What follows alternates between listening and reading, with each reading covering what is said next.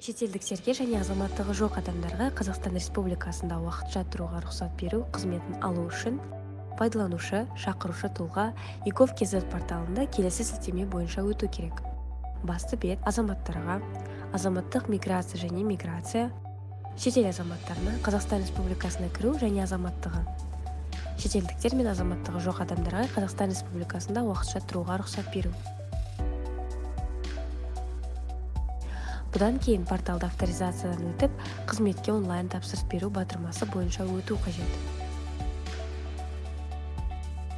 Қызмет түрін таңдау қажет. Уақытша тұруға рұқсатты алғашқы беру немесе оны ұзарту.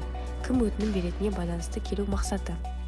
Егер жеке тұлға болса, онда келесі мақсаттарды таңдау керек. Отбасымен кездесу, жұмыс және бизнес иммигрант. Егер заңды тұлға болса, онда емдеу, білім беру, жұмыс және миссионерлер. Бұдан кейін шетелдік азамат туралы мәліметтерді толтырып, тиісті құжаттарды тіркеу қажет.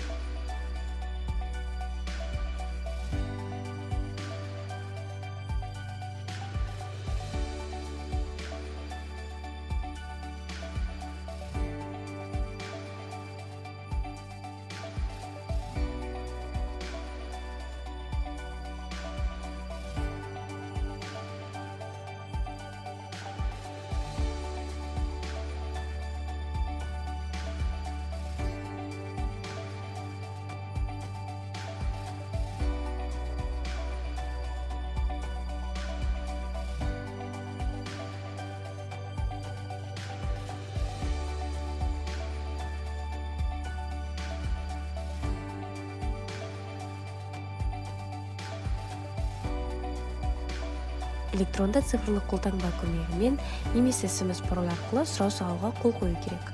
Сұрауды сәтті өңдеу кезінде мемлекеттік органнан жеке кабинетке өтінімнің орындалуы туралы хабарлама келеді.